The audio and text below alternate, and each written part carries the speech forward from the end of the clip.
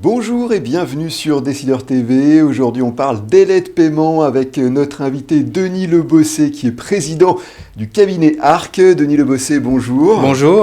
Alors, le cabinet Arc est spécialisé dans le recouvrement de créances. Donc, les délais de paiement, c'est une question que vous connaissez. Quelles sont vos principales observations sur la situation actuelle en matière de délai de paiement ?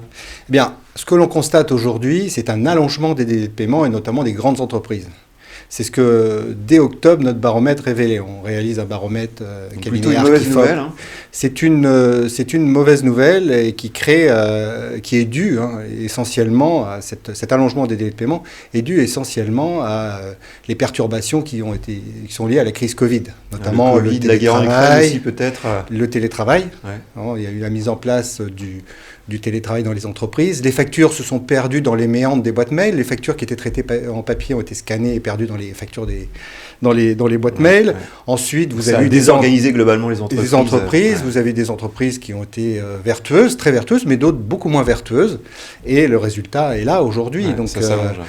On est face à un rapport de force et certaines entreprises sont totalement tétanisées à l'idée d'aller réclamer le paiement de leurs factures auprès de leurs clients grands comptes. C'est 53% des entreprises qui sont tétanisées. Il y a vraiment ce rapport de force qui est décisif. Voilà, c'est ça, exactement. Ouais. Alors, quel est votre regard plus généralement sur la situation économique actuelle ? Parce qu'on voit notamment que le nombre des faillites tend à remonter. Oui, alors le nombre de faillites augmente et c'est vrai qu'on a ces dernières semaines une augmentation des procédures de conciliation et des mandats ad hoc et c'est une situation qui est assez... Donc c'est assez inédit depuis quelques temps. C'est inédit. Vous avez une conjoncture qui globalement, du fait du remboursement d'entreprises qui ont utilisé tout ou partie de leur PGE qui doivent rembourser dès maintenant, la hausse des matières premières, le manque de matières premières, ce sont des éléments conjoncturels qui sont favorables à une hausse des procédures collectives. N'oublions pas non plus qu'en 2021, nous avons eu 310 000 radiations d'entreprises, soit une augmentation de 30% par rapport aux années précédentes. C'est quand même 90 000 entreprises qui ont disparu. Donc ça, ce sont des chiffres qui sont quand même significatifs. Alors on a une situation économique un peu compliquée. Dans ce contexte, le respect des délais de paiement est particulièrement important. Pouvez-vous nous expliquer cela ? Quels sont les enjeux ? Les enjeux, aujourd'hui, le constat qui est fait, c'est que les TPE et les PME manquent de fonds propres. Le tissu économique français est constitué de petites entreprises qui manquent de fonds propres.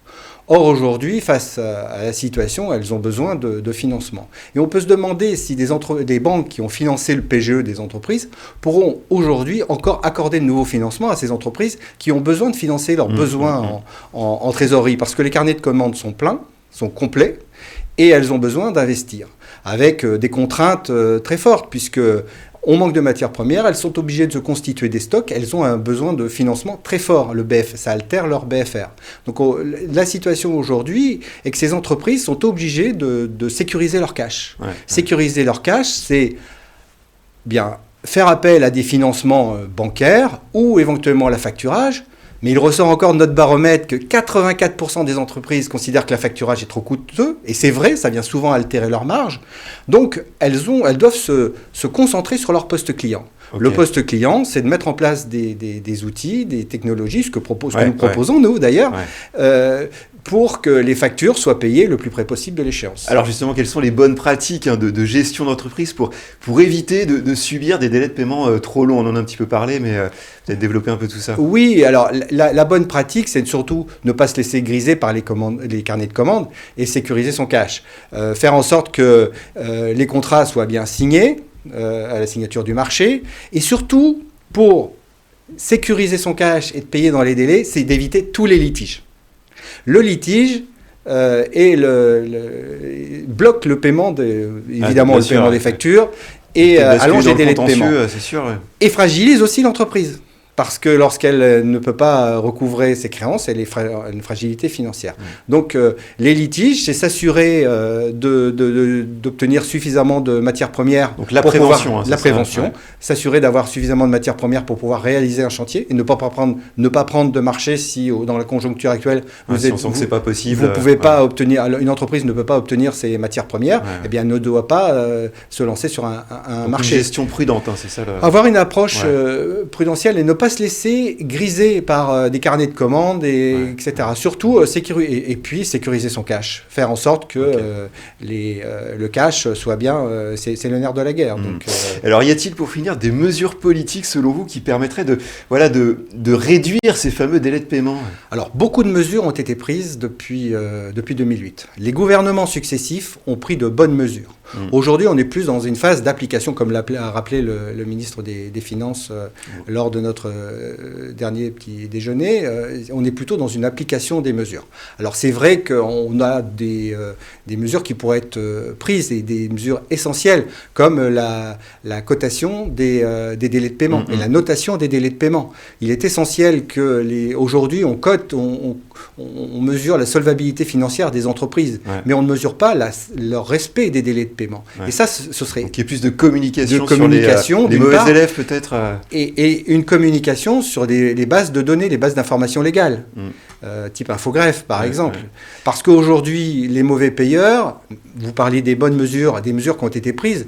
Le name and shame a été une excellente mesure. Sauf qu'aujourd'hui, le name and shame, pour savoir sur une entreprise respecter les délais de paiement, il faut aller voir sur le site de la DGCCRF.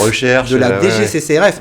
Et je connais peu de chefs d'entreprise, de directeurs financiers, de credit managers qui ont le temps d'aller sur le site de la DGCCRF pour voir si leur futur partenaire... Peut-être réduire les délais de paiement au niveau légal. Qu'est-ce que vous en pensez? On est aujourd'hui à un maximum de 60 jours. Alors c'est vrai qu'on peut le réduire, et je pense que dans le temps on pourra le réduire. Néanmoins, faisons déjà appliquer les délais de paiement à 60 jours. Faisons appliquer la loi dans un premier temps. Oui, on ira vers une réduction des délais de paiement, mais ça nécessite encore d'obtenir pour les entreprises d'obtenir du financement pour pouvoir respecter les délais de paiement. Eh bien, merci pour cette intervention, Denis Lebossé. Merci à toutes et à tous de nous avoir suivis. C'était l'interview du Monde du Chiffre. À très bientôt sur Décideur TV.